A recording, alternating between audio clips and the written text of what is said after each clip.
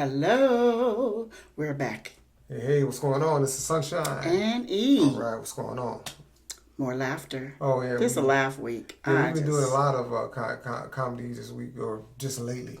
You know? Yep. Right. And we're doing George Carlin again. So, but we're doing 7 days of George Carlin. So, what's this, day number 4, I think it is? This is day number 4. Day number 4, right, exactly. And I gotta find the name of that movie, because this is true. Because it's almost a different person when you look at him, because we've been seeing he's been getting younger and younger. I know each week, like this is the youngest we've seen, right? And we've gone like from 1 and down to 4, and right. He's gotten younger and younger, and man. Now this one, he doesn't have a ponytail, but he does have a little bit more hair up front. So it's weird how that worked out. But anyways. But he is very much younger than all the rest of them. So that's weird how it felt like that. Mm-hmm. Gee. But this is George Carlin talks about stuff. Stuff. Okay, yeah. As my father would say, stuff. Oh, is that? All right. Yeah, so we're on day 4. Day 4. Of George Carlin. And before we get started, we want you to subscribe. Hopefully that you like us enough that you would hit the notification button. Yep. Mm-hmm.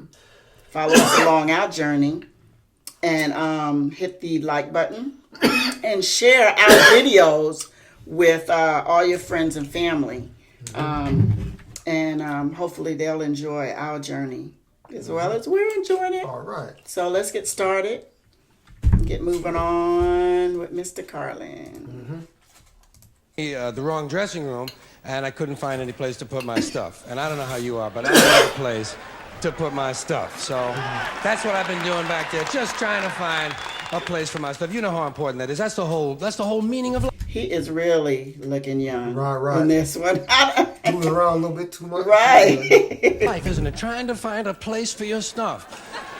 That's all your house is. Your house is just a place for your stuff. If you didn't have so much goddamn stuff, you wouldn't need a house.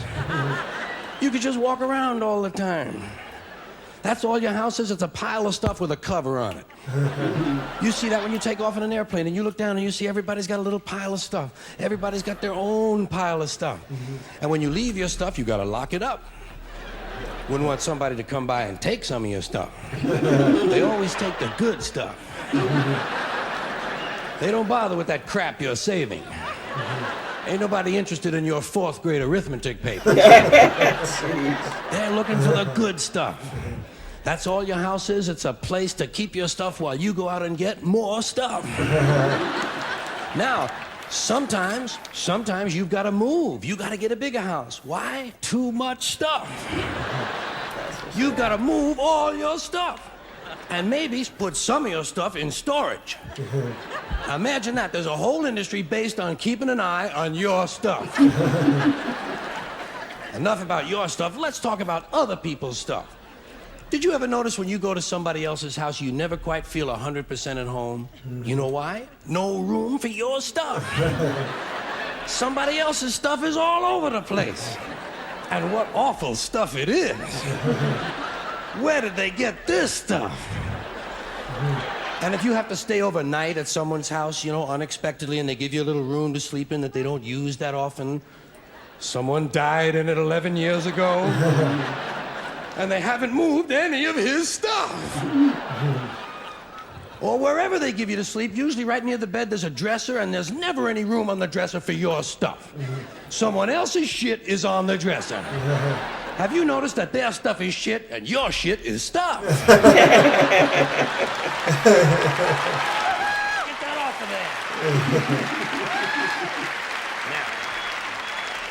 there. Now, sometimes you go on vacation, you gotta bring some of your stuff with you. You can't bring all your stuff, just the stuff you really like. The stuff that fits you well that month. Let's say you're going to go to Honolulu. You're going to go all the way to Honolulu. You got to take 2 big bags of stuff, plus your carry-on stuff, plus the stuff in your pockets.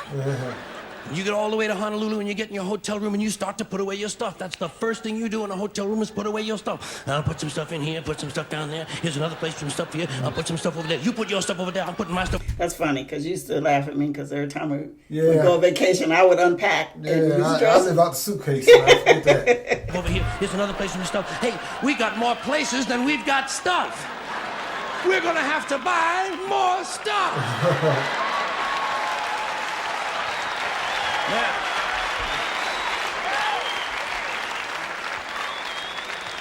And you put all your stuff away, and you know that you're thousands of miles from home, and you don't quite feel at ease, but you know that you must be okay because you do have some of your stuff with you. Mm-hmm. And you relax in Honolulu on that basis. That's when your friend from Maui calls and says, hey, why don't you come over to Maui for the weekend? Spend a couple of nights over here. Oh, shit, no.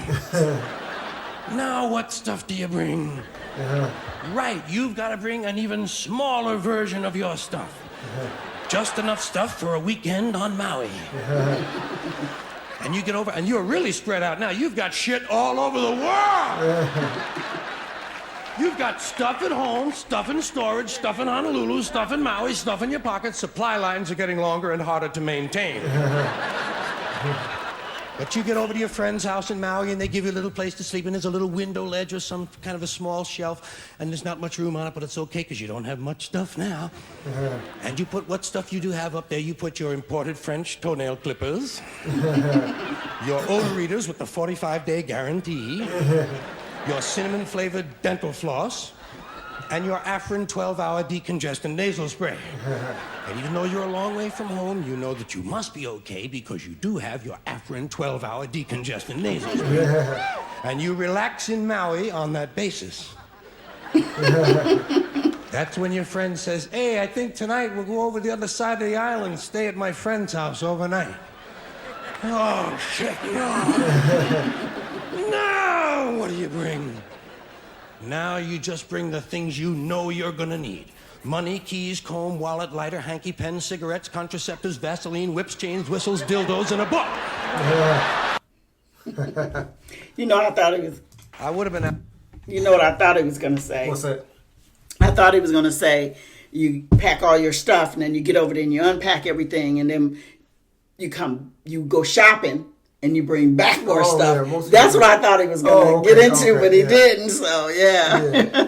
So I don't know if you do that anymore. I know originally you used to do that. Yeah, I used to do it. When we get to the hotel, I'm ready to go and get ripping. Like, oh, okay, hold on. Let me know when you're ready. I lay back on the back, hit the TV or whatever. Let me know you're ready. So I did do that. I'm not one. I just to me, it's just excess work. I mean, I just live out the bag.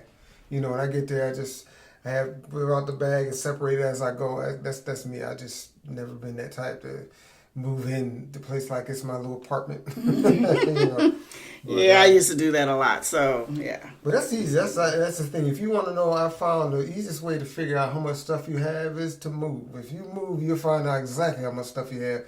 That's why we don't really do too much moving. But I know back when I was younger and single, and we used to go from apartment to apartment. Even at that point, you think just have an apartment and you just have one room. You just collect stuff, and so.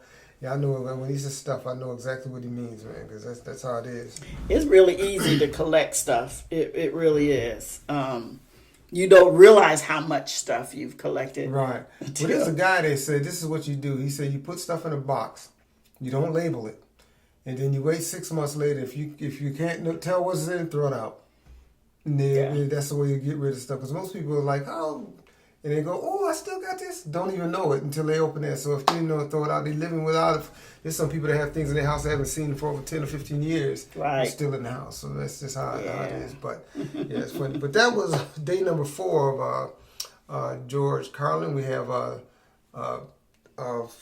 3 more. But I was noticing here is more a basic set, but it goes back and I guess this is 1986. So this goes back.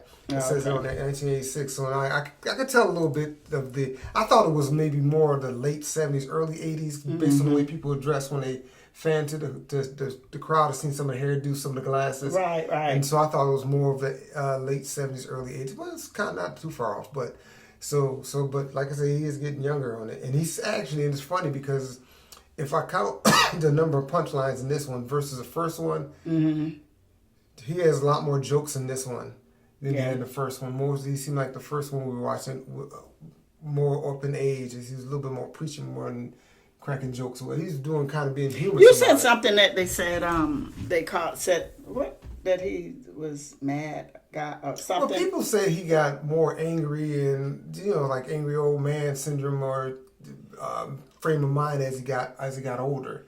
That he wasn't really. I mean, he's a comedian. He could tell jokes, but it was more preachy. He had less punchline jokes and more just preaching and telling about government or religion or whatever. And so, I mean,